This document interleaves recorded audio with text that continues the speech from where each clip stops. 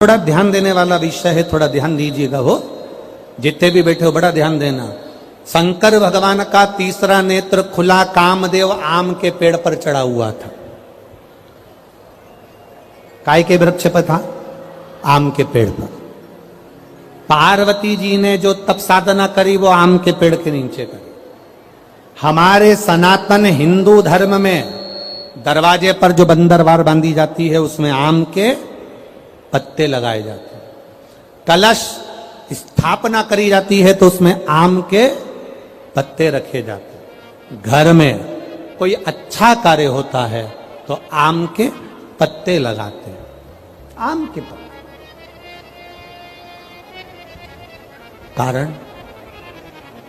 कारण क्या था? केवल एक कारण। देवाधिदेव महादेव ने जब कामदेव को भस्म करा उस समय पर भगवान शिव का नेत्र कामदेव पर पड़ा, कामदेव भस्म हुआ। आम के पल्लव में छुपा था। आम के पल्लव में। आम का वृक्ष भी उस समय पर कामदेव के भस्म होने पर जलने लगा, तड़पने लगा, चिल्लाने लगा। आम के पल्लव में से आवाज आने लगी, बाबा बाबा बाबा कहकर जब पुकारा, बाबा बाबा कहकर पुकारा, 2 बार आम के पल्लव ने कष्ट होने पर हर हर कह दिया। क्या बोला है? जम के बोलो जरा। हर हर। केवल 2 बार आम के पल्लव ने बोलना चाह रहा था, मैं हरा भरा हूं, हरा हरा हूं और आपने मुझे जला दिया। हर हर बोला। शिव जी की दृष्टि पड़ गई। भोलेनाथ जी ने कामदेव भस्म होकर जमीन पर गिरे और आम के पल्लव को, आम के वृक्ष को शिव जी ने भस्म होने से रोक दिया और कहा, सुन आम के वृक्ष, आम के पल्लव, तूने हर हर कहा है, इसलिए तेरे को मैं भस्म नहीं करूंगा। तेरे ऊपर आने वाली जितनी बाधाएं होंगी वो सब नष्ट कर दूंगा। आम के पल्लव ने कहा, प्रभु मुझ पर आने वाली बाधा अगर आप नष्ट कर रहे हैं तो मुझे वर दे दीजिए नाथ। ऐसा वर दे दो जिसके दरवाजे पर, जिसकी पूजन में, जिसके द्वार पर आम के पल्लव बंधे होंगे उसके घर में कभी दुख प्रवेश ना करे, ये वर दे दीजिए।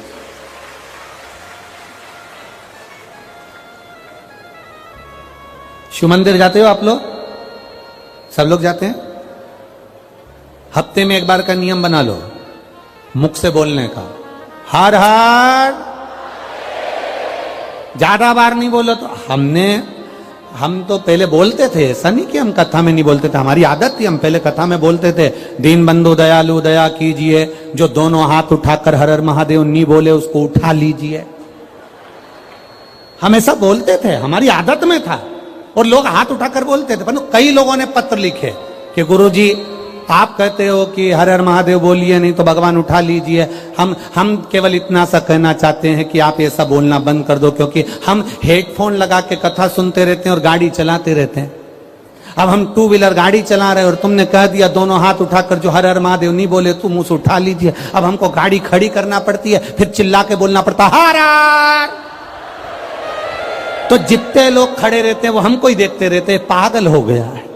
इसलिए महाराज जी निवेदन है कि तुम ये कथा के बीच में हर हर महादेव बोलना बंद करो। इसलिए हमने तब से थोड़ा सा लोगों के भाव देखकर, बेचारे 2 व्हीलर वालों को, क्योंकि वो गाड़ी चला रहा है और फिर वो उसको देखकर, इसलिए थोड़ा बंद। पर आप बोल सकते हो, आपको बोलने की मना नहीं है।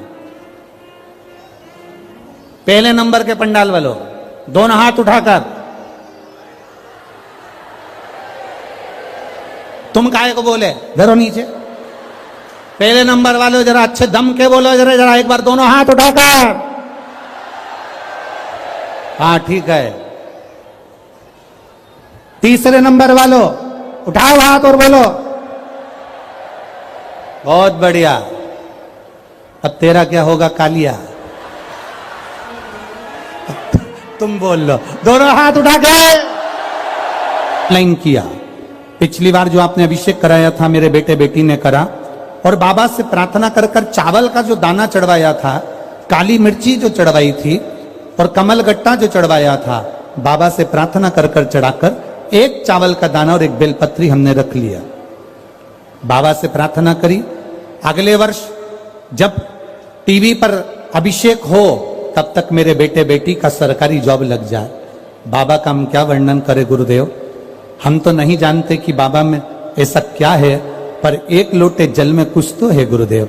एक वर्ष भी पूरा नहीं हुआ, मेरे बेटे का केंद्र सरकार के ग्रुप बी राजपत्रित अधिकारी के पद पर मेरे बेटे का हो गया और मेरी बेटी का एमबीबीएस में परीक्षा में सफलता प्राप्त हो गई। हम यहाँ बाबा को नमन करने के लिए आए हैं। यह शिव तत्व ओ घड़ी है। बोल बम का नारा है, शिव की भक्ति का एक अनूठा तत्व है। खाली न जाता कोई, बहुत बढ़िया, हाँ बोलिए। खाली दर से तुम्हारे मैं भी खड़ा हूं नन्ही बाहें अपने हृदय लगा लो गिरा जा रहा हूँ उठा लो भोले अपने दर से अब तो न टालो गिरी जा रही हो उठा लो पार्वती जी ने पार्थिव शिवलिंग का पूजन किया, आराधना की, श्रृंगार किया, कृपा हुई, भोलेनाथ जी प्रकट हो गए। शिव जी ने प्रकट होकर पार्वती जी से कहा, पार्वती मांगो तुम्हें क्या चाहिए। पार्वती जी जो मांगने के लिए बैठी थी वो तो पार्वती जी ने मांगा ही नहीं। पार्वती मैया जो मांगने बैठी थी वो तो मां जगत जननी पार्वती ने मांगा ही, पार्वती जी ने नहीं मांगा। शिव जी कह रहे हैं पार्वती मांग लो तुम्हें क्या चाहिए। पार्वती जी कह रही हैं प्रभु अगर देना चाहते हो तो इतना वर दे दो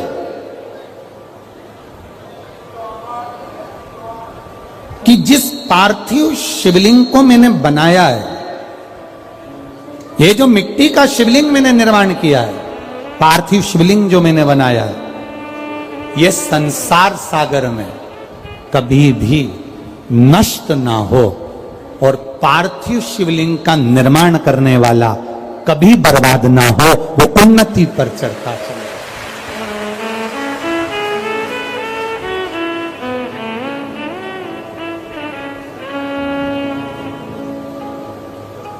अच्छा एक सरल भाषा में आप लोगों से कहें, परम पूज्य शास्त्री जी दद्दा जी महाराज,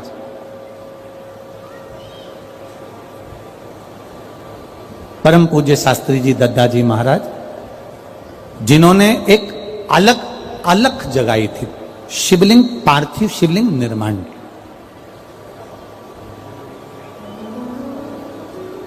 और उनके जितने शिष्यों, उनके जितने शिष्य हैं, मैं उनसे निवेदन करूंगा आप अपनी जिंदगी में देखना कि आपके गुरु ने, और हम सबके गुरु हैं वो केवल जिन्होंने गुरु मंत्र लिया उन्हीं के नहीं, आदरणीय दद्दा जी संपूर्ण भारतवासियों के गुरु हैं, संपूर्ण।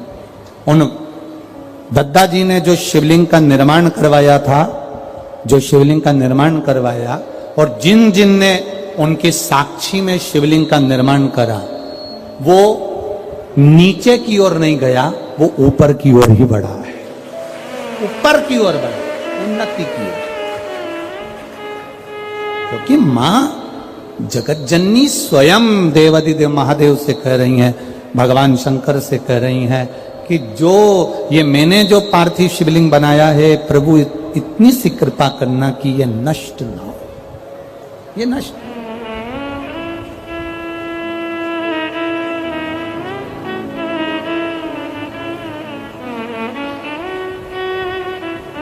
जो हमने पार्थिव शिवलिंग बनाया है ये कभी नष्ट ना हो। शिव जी ने कह दिया, बाबा भोलेनाथ जी ने कहा, सुनो पार्वती, तुम्हारे द्वारा बनाया हुआ ये शिवलिंग मेरी साक्षी का प्रतीक रहेगा और इस तमिलनाडु की पावन धरा पर कांचीपुरम में एकाम्बेश्वर महादेव के रूप में ये विराजमान रहेगा।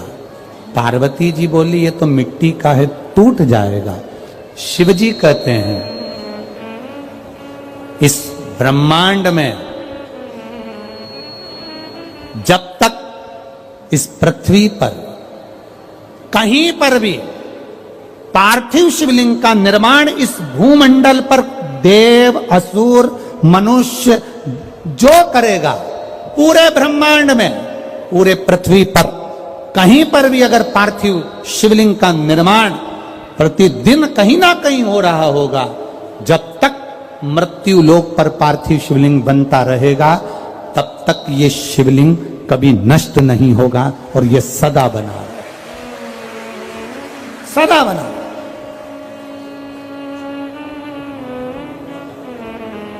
लोग कहते हैं शंकर भगवान धन दे देते हैं, लोग कहते हैं शंकर भगवान दौलत दे देते हैं, लोग कहते हैं शंकर भगवान करोड़पति बना देते हैं, लोग कहते हैं शंकर भगवान धनपति बना देते हैं। शिव महापुराण की कथा कहती है, शंकर भगवान पर एक लोटा जल शिवालय में जाकर जो शिवलिंग पर चढ़ा रहा है, शंकर भगवान उसको करोड़पति बनाए का ना बनाए, शंकर भगवान उसे लखपति बनाए कि ना बनाए, शंकर भगवान उसको अरबपति बनाए कि ना बनाए, पर यह पक्का है जो शिव जी पर एक लोटा जल चढ़ाता है, शंकर भगवान उसको हाथ पकड़कर अपना बना लेते हैं। जब तिजोरी उसकी हो जाती है तो माल सब आपका हो जाता है।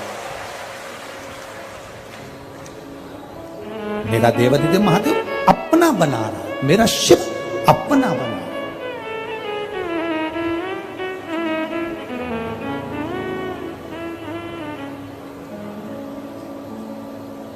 और जब देखो ये बहुत विचित्र बात है, अपना बनाना बड़ा कठिन है।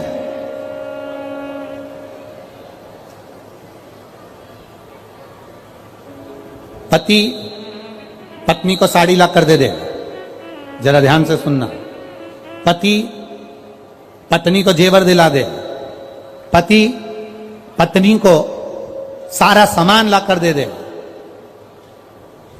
पत्नी पति के लिए भोजन बना दे, पत्नी पति के कपड़े धो दे, पत्नी पति के लिए आगे बढ़ बढ़ कर काम कर दे, पति पत्नी को सामान ला कर दे रहा है, वस्तु ला कर दे रहा है, उसको जो चाहिए सब ला कर दिया, पर पति का स्वभाव सबसे अच्छा हो और पत्नी से अच्छा ना हो, या पत्नी का स्वभाव सबसे अच्छा हो और अपने पति से अच्छा ना हो, तो फिर समान की कोई मूलता है क्या? समान की कोई मूलता, समान की क्या मूल? वाणी ऐसी बोलिए जो मन का आपा होए। पर आज के जमाने में वाणी ऐसी बोलिए जो जम के झगड़ा, पर उससे मत बोलिए जो तुमसे तगड़ा। आजकल का जमाना थोड़ा उल्टा है। बोलो प्रेम की वाणी। आप सामान ला दिए, वस्तु ला दिए, दौलत ला दिए, धन ला दिया, मकान बना दिया, जायदाद बना दी, संपदा बना दी, कपड़े ला दिए, जेवर ला दिया, पर आपका स्वभाव भी तो ठीक होना चाहिए। आपका स्वभाव अच्छा हो।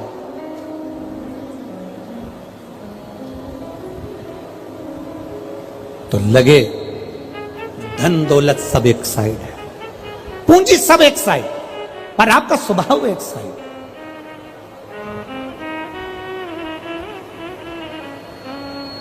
भाई बहुत बहुत अंतर आता है चीजों में। एक अनुभव आपकी जिंदगी में लगा कर रखिएगा। आज के जमाने में पेरेंट्स मीटिंग होती है स्कूल में, सबको मालूम है क्या? अरे बोलो तो जम के। पेरेंट्स मीटिंग होती है, टीचर, मार साहब बच्चों की गलती बताते हैं और बच्चों की पढ़ाई बताते हैं। पहले के समय में पेरेंट्स मीटिंग होती थी क्या? जम के तो बोलो, नहीं होती। पहले के समय में पेरेंट्स मीटिंग नहीं होती थी। पहले के समय में तो टीचर घर आ जाते थे, अपनी गलती माँ बाप को बता देते थे और वहीं पे जूता पड़वा देते थे और बाद में चाय पी के चले जाते थे। अपन को दुचबा भी देते थे और चाय भी पीते थे, चले गए। आज के जमाने में पेरेंट्स मीटिंग होती है, बच्चे का बताया जाता है, तुम्हारा बच्चा ऐसा कर रहा है, तुम्हारा बच्चा वैसा कर रहा है, तुम्हारा बच्चा ने ऐसा करा, उसने पढ़ाई ठीक नहीं करी, उसने मैथ ठीक नहीं करी, उसने हिंदी ठीक नहीं करी, उसने अंग्रेजी ठीक नहीं करी। पर पहले के समय में टीचर स्वयं आता था और बता कर जाता था कि इसने ये गलती करी।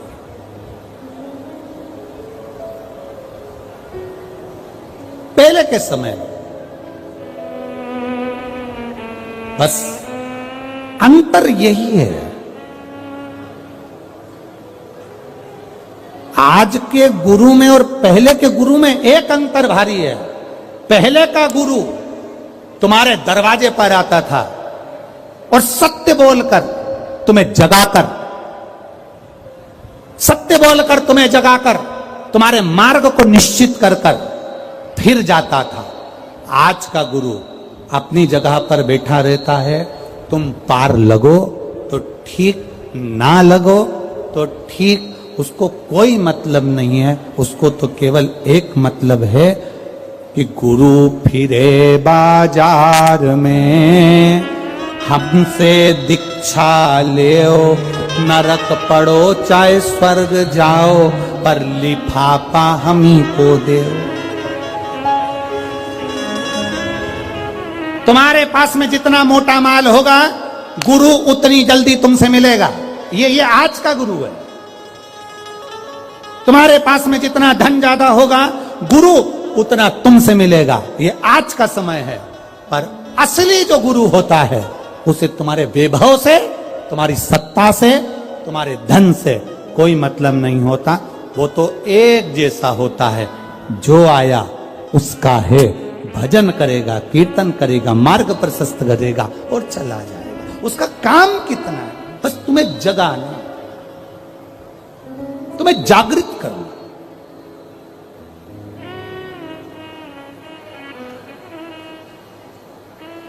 और जिस दिन तुम जाग गए, उस दिन जीवन का एक आनंद अपने आप आ जाए। हमारे जीवन में हम कहें पति पत्नी को सब कुछ देवे, पर दिन भर क्रोध में रहे, तो ऐसा पति, क्रोध करने वाला श्रेष्ठता नहीं देता। पत्नी सारा घर का काम करे, सारा घर का काम करती है पत्नी। एक बहू सारा घर का काम करती है। किसी सास से पूछो तुम्हारी बहू कैसी है? बहुत बढ़िया महाराज, पूरा काम अच्छा करती है, दिन भर बच्चों को संभालती है, सारा किचन, भोजन, रसोई घर सब संभालती है, सब अच्छी है, बहुत बढ़िया महाराज, बहुत अच्छी है। नहीं महाराज, अच्छी तो बहुत है, बस एक काम बुरा है उसका। क्या? बोलती है। गुरुजी, कोई ऐसा हो जाएगा क्या कि मेरी बहू की जीवान मीठी हो जाए?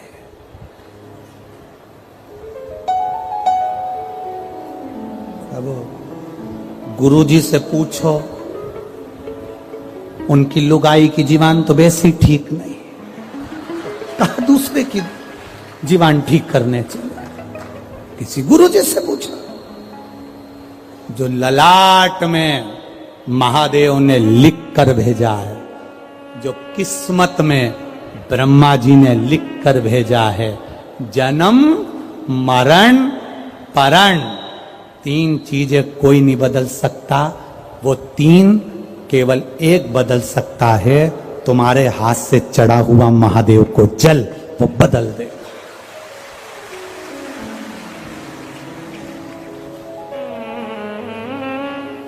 वो बदल देगा। हम किसी का भाग्य नहीं बदल सकते, ना हम तुम्हारा भाग्य लिख सकते हैं कि तुम्हारे साथ में क्या होगा, तुम कितने कदम चलोगे, कितने कदम नहीं चलोगे, क्या खाओगे, क्या पियोगे, ये हम नहीं लिख सकते। हमारे पास में वो विद्या नहीं, पर इतना जरूर जानते हैं कि जो महादेव की शरणागति में गया, मेरे महादेव ने भाग्य बताया था कौशल्या जी को, मेरे महादेव ने भाग्य बताया था यशोदा जी को।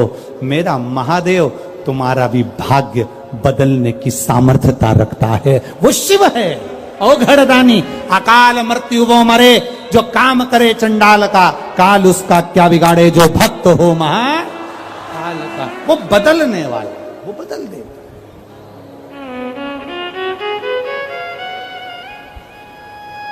जब क्रोध आए, गुस्सा आए, थोड़ा रुको।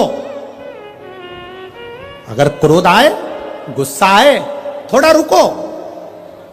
और जब कोई गलती हो जाए, अपने से कोई गलती हो जाए, तो थोड़ा झुको। क्रोध में रुक जाना, गलती में झुक जाना, यह हमारी उन्नति की सीढ़ी की ओर आगे बढ़ने का एक तरीका है।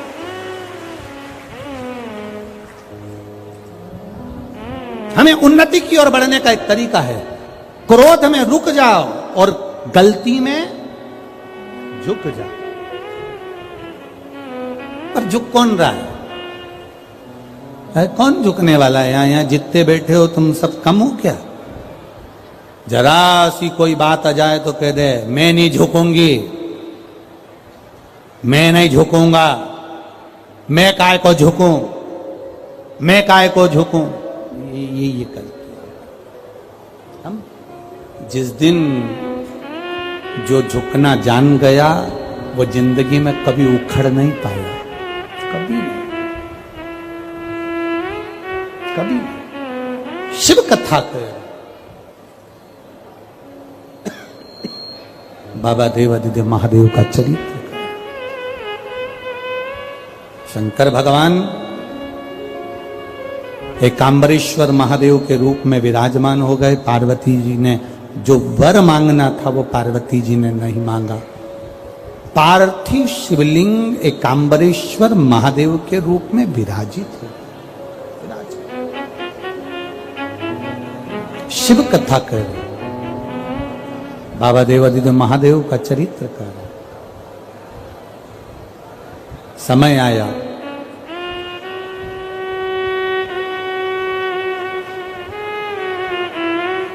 पार्वती मैया ने तप साधना कर कर शिव जी को प्राप्त कर लिया। बाबा औघड़दानी मिल गए।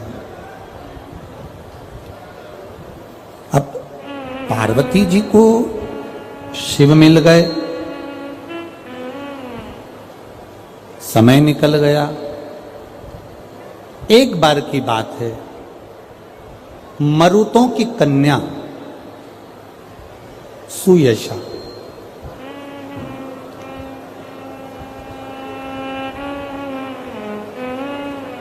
ये मरुतों की कन्या है, बेटी है। ऐसा कोई बाप नहीं जो अपनी बेटी को अच्छे घर में ना देना चाहता।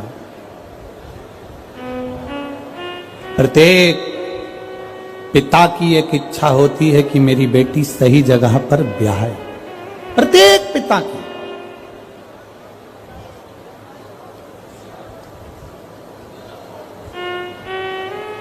और हमें तो ये गौरव होता है, बड़ा आदरणीय गृह मंत्री जी नरोत्तम मिश्रा जी को देखकर ये गौरवान्वितता होती है कि इन्होंने जब भी पहल करी है तो सनातन धर्म और हमारे सनातन धर्म को बचाने के लिए अपनी वाणी से पहल करी।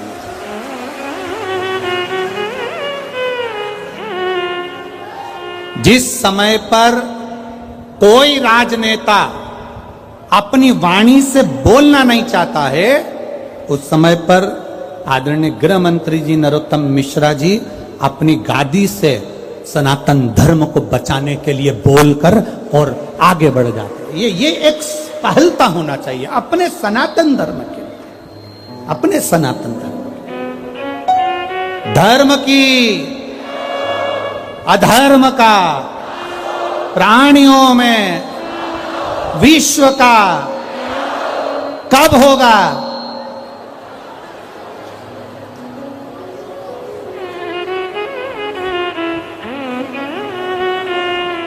काल करे सो, आज करे सो। फिर क्या विचार है दतिया वालों तुम्हारा? विश्व का कल्याण हो, ये हम रोज चिल्लाते हैं, रोज कहते हैं, मंदिर में, आरती में, देवालय में, शिवालय में, हर जगह कहते हैं विश्व का कल्याण हो। कल्याण कब होगा? जब हम हमारे परिवार के साथ, कुटुंब के साथ, रिश्तेदारों के साथ, अपनों के साथ कुछ सनातन धर्म को बचाने का प्रयास करेंगे, तब विश्व का कल्याण होगा। हम आगे बढ़ेंगे तब विश्व का कल्याण होगा।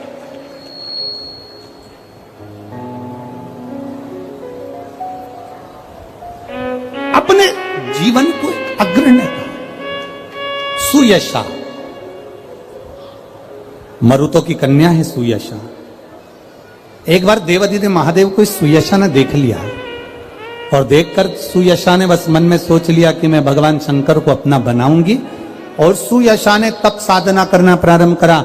सबसे पहले सुयशा मरुतों से पूछकर, अपने पिताजी से पूछकर, अपने ताऊ से, काका से पूछकर शिव कैसे मिलते हैं, तो कहा जहां पर मन पड़े वहां बैठकर पार्थिव लिंग का निर्माण करिए। पार्थिव लिंग का निर्माण करोगी, शिव मिल जाए, शंकर मिल जाए।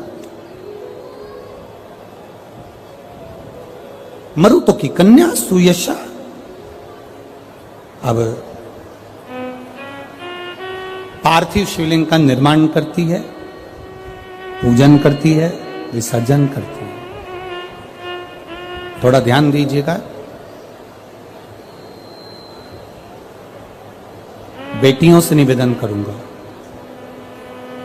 जितनी बेटियां हैं, जितनी बेटी,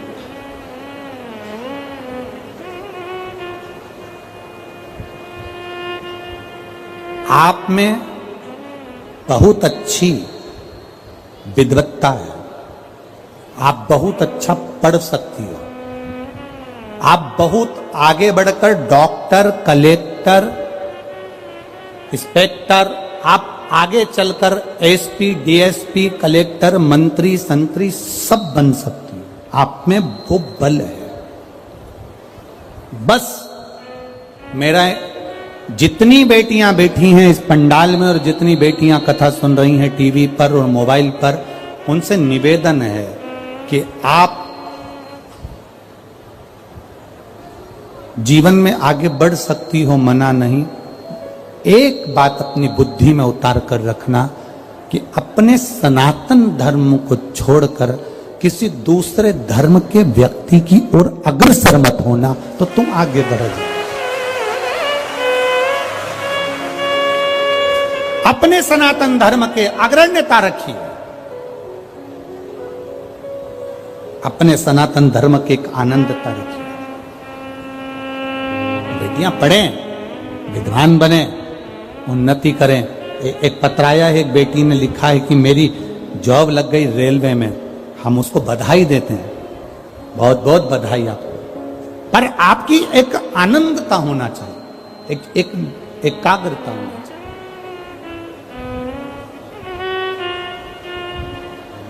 शिव कथा कह रही है। मरुतों की कन्या ने पूछ लिया कि शिव कैसे मिलेंगे, महादेव कैसे मिलेंगे। मरुतों ने कहा कि उनका मिलना इतना सरल नहीं है, पर पार्थिव शिवलिंग का निर्माण अगर आप कर रही हो, पार्थिव शिवलिंग का निर्माण यदि आप कर रही हो, तो उससे आपको फल की प्राप्ति हो जाएगी। फल मिलेगा, जरूर मिलेगा, ऐसा नहीं कि नहीं मिलेगा।